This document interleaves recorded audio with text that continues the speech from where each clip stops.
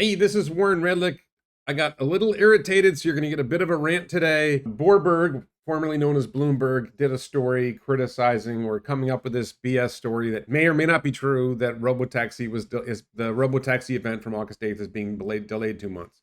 We have no idea whether this is true. What I'm irritated about is not that, we've seen this before. Reutards and Boreberg, Reuters and Bloomberg, publish these bogus rumors and make it sound like it's authoritative. And then what bothers me is when other Tesla influencers, other people on X or other platforms repeat the story as if it's true without any kind of analysis, any kind of criticism, any kind of questioning. It's just like, well, it's in Bloomberg, it must be true. Or, gee, maybe it's true. And let's ask Elon, hey, Elon, is this true? So, by the way, I'm wearing the I cheat on my diet, I don't cheat on my women t-shirt, t-shirts at elonbits.com. So, Unusual Whales is an account that reports salacious stories. Just takes a salacious story from something like Bloomberg, any major media, doesn't matter whether it's true or not, and posts it. And my response, when you read the article, said the people who asked not to be identified. Well, that sounds like a reliable story. Like there's nothing to be critical there. Now, sometimes, and my response to this initially was, okay, sometimes I think Tesla drips fake news to specific groups within the company to see if it can find where leaks are coming from. That was one theory I had. Now, notice that there's a very common response here was, this explains the sudden big drop in the stock. The stock fell. The problem is, the stock didn't rise because of August 8th. We knew about August 8th before the earnings report. Before the delivery numbers. We had the delivery numbers come. We didn't know about August. We already knew about August 8th. The stock didn't rise because of August 8th robotaxi event. That didn't cause the increase in the stock. So how do you blame this for the fall in the stock? Investors were not counting on August 8th to be some big deal that was going to boost the stock. No, the stock went up because delivery numbers beat, and especially because Tesla Energy beat. And the stock started rising because people started seeing, wait a minute, if you do the math on Tesla Energy, like, wait a minute, Tesla Energy more than doubled. This is a high gross margin part of the business. Tesla Larry did a great post or series of posts breaking down the value that this adds to Tesla. That's the reason the stock went up. Nobody was talking about I follow this stuff really closely. I did not catch a whole lot of people saying, oh, the robotaxi event, that's driving the stock up. But all of a sudden, the stock falls on a negative story from Boreberg, Reuters, whatever, and aha, this explains the sudden big drop, as if it's justified, and it's not justified. I want to cover a critical detail here, because I got some people pushing back, saying, wait, we need Elon. There's a popular thing where, is this true, Elon Musk? Can you confirm or deny Elon Musk? Definitely possible, but we need Elon to refute it. No, we don't. We don't. Elon said, this is back in May, I don't comment on everything, as sometimes I don't see it, and commenting on everything makes it easy to fish for information. You're basically, when you respond, when you give these stories more air, you're encouraging them to make up rumors and tell stories. Instead of encouraging real news, instead of criticizing it and saying, this is why these people are idiots, you just say, oh, is this true, Elon? Is this true, Elon? Oh no, this is why the stock fell. Like, no, you're not adding value. So I want to be clear about this. Next time Reutards, formerly known as Reuters, or Boreberg, formerly known as Bloomberg, comes up with a rumor about Tesla, don't repeat it uncritically or ask Elon to comment. You are not adding value. Elon knows. Elon knows they said it. He doesn't need you to tell him they said it. You're not adding value. You're not, like, if you look at this story and you analyze the story and you say, okay, here's some details about the story that don't add up, or here's why this story might make sense, but I'm going to do some deep analysis to see whether this makes any sense. Okay, maybe you're adding value. But if you're not adding value, if you're just repeating a story that might be a rumor, that appears to be a rumor and might be total BS, what are you doing? Are you just engagement farming to boost your revenue on X? I don't think you're adding value there. It's an unverified rumor, time to help shorts, because Boreberg has a history of being tight with Jim Chanos. I'm going to show you that. Jim Chanos is a big Tesla short. diminishes good news like energy growth, the rising stock price, and the new long-range rear-wheel drive Model 3, which that story came out after this Boreberg story. So listen, either shut up or discuss it critically. Don't just pump these stories. This is ridiculous. So here's Boreberg's history, right? This is back in 2017. Boreberg, the artist formerly known as Bloomberg, did an article in December 2017. The famed short seller Jim Channel says Tesla headed for brick wall. Compares carmaker with Enron befall his fall. Said Elon isn't leading on autonomy. Look, and then they did this whole panel discussion with him. Did Boreberg acknowledge, gee, maybe we got this one wrong. Maybe we shouldn't put fucking Jim channels on anymore. Right? Maybe we should disregard these freaking idiots who keep saying stupid shit. No, they just keep putting this bullshit on. And this story was with the assist of Dana Hull, who is the one who wrote the story that is the current hot story, the current bullshit rumor. Same thing with Reutards, right? Space reporter for Reutards. I called it retards, and since I learned from Lord Pente to call them Reutards, so that's the source of the name Reutards, thinks Blue Origin's New Glenn is ahead of SpaceX Starship in demonstrating flight. Well, see, Starship has flown multiple times into orbit twice, successfully stuck 2 landings. Blue Origin has not flown. The New Glenn has not flown. No, sorry. Or he thinks Blue Origin only needs to demonstrate flight by December, but Starship needs to be operational by then. This is all about some, NASA funding, whatever. Why would Blue Origin's New Glenn, which has never flown, has never had a static fire even, why would it be ahead of Starship? And this is the kind of nonsense you get from Reutards. And that's the kind of nonsense you saw from Boreberg. They just report bullshit all the time. So listen, I love Sawyer Merritt.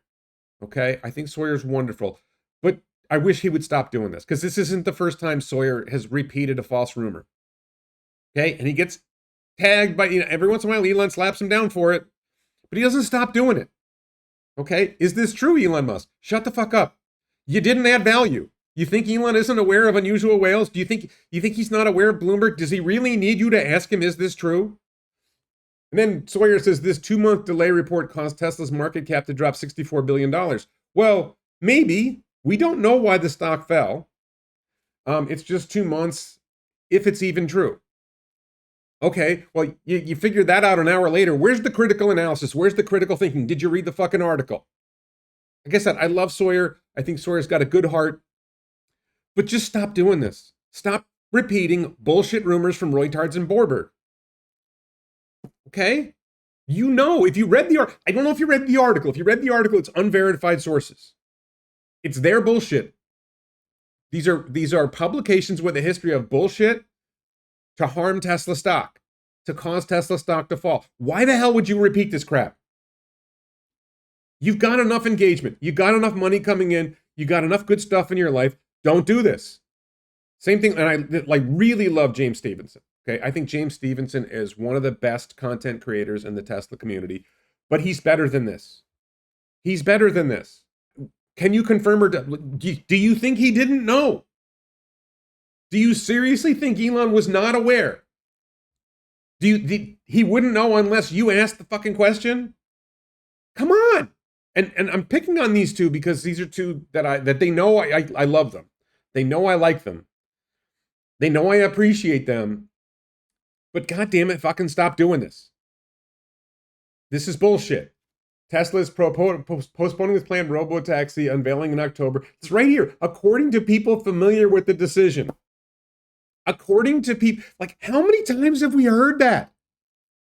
Give me a fucking name. Okay? Oh, they don't want to be identified because they're full of shit. It may be true. Look, I'm not saying it's not true. I'm saying we don't know that it's true. And it's not your job to amplify rumors from bullshitters who are often wrong. Unless you're going to do critical analysis and you're going to say, hey, here's what might be wrong here.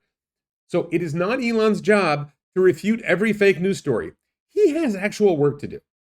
If he refutes every fake news story, it encourages more fake news stories because that means the stories get more engagement because a guy with 190 million followers just commented on it. And you're doing that. Tesla influencers should not repeat unverified stories without critical analysis. Fucking think, fucking read it. Tell people what you think about the story. Don't just fucking ask Elon if it's true or not. That's just lame. Why are people posting Dana Hull bullshit as if it must be true? Dana Hull is an Elon hater. She is a Tesla hater. She will take any opportunity to fuck over Elon, to fuck over Tesla. You know this. Maybe it's true, maybe it isn't, but coming from Dana Hull, 50-50 at best. At best. So this guy, Jeff, one of my replies. Definitely possible we need Elon to refute it. No, we don't. We don't need Elon to refute it. We need to have some fucking calm. Okay? The stock has been rising because of Tesla Energy, because of the anticipation of the earnings report, and just generally, like, the stock had been depressed because of the shareholder vote. Nobody, like, I don't expect the August 8th event to be something that revolutionizes everything and changes the stock.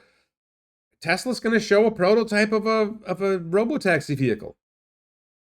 Unless robotaxi software is actually working, that's not going to add a lot of value. Until we actually have working FSD, it's not there. But I mean working FSD like it can drive without supervision. And that's probably not going to be August 8th. It's only, even when he said it, it wasn't that far down the road. It's not enough time to be confident of that. Model 3, this was news today, and I got this news from Sawyer, credit to Sawyer. Model 3 just came out with, Tesla just came out with a Model 3 long-range rear-wheel drive. The long range is normally all-wheel drive. And when you take into account the $7,500 federal tax credit and 5-year gas savings of $5,000, it's effectively a $30,000 car. Now, okay, eliminate the gas savings, it's a $35,000 car after the tax credit. For 363 miles of range. 363 miles of range. This is spectacular.